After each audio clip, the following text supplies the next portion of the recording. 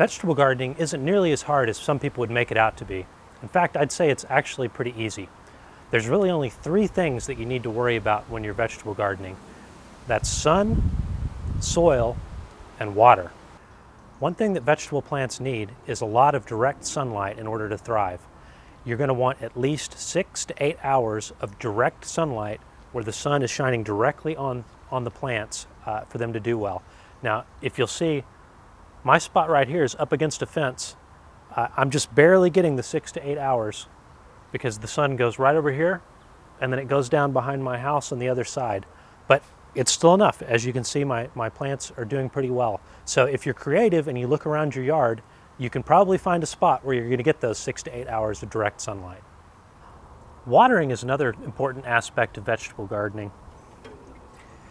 You want to make sure not to overwater or underwater. Now, if you overwater your vegetable garden, your roots are going to get soggy and your vegetable plants can get all kinds of terrible fungal diseases. But if you underwater, then your plants are going to dry out and you'll see them start to wilt. So you want to get the fine balance between underwatering and overwatering.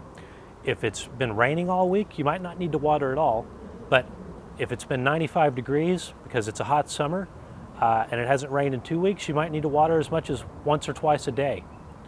Really, you just want to keep an eye on your plants and water correctly, and then you're going to do just fine. The third important aspect of your vegetable garden is your soil. Now, rich soil is going to mean a successful vegetable garden in most cases, but you don't need to worry too much about things like pH. A lot of people freak out. Well, is my soil too acidic? Is it too alkaline? You know, what's my pH level? I don't tend to think that that's something that you have to worry about too much, unless there's something drastically wrong with your soil, in which case that you would need to correct it. But most of the time, when you get in there, your soil is going to be just fine. More important is the consistency of your soil, whether you have clay soil or sandy soil or just right super fertile soil like we've got right here. Now, if your soil has too much clay, then it's hard for the water to soak it in, or it's hard for the water to soak into the soil, and you sometimes get pooling. It's hard for the roots to grow in there. If your soil's too sandy, on the other hand, then when you water it, the water just goes right through it and it dries back out again and your plants have a hard time. Either one of these conditions, there's a simple solution. You want to add a lot of finished compost. If you add finished compost to clay soil, it's going to make it more fertile. And if you add it to sandy soil, it's going to make it where it holds water better.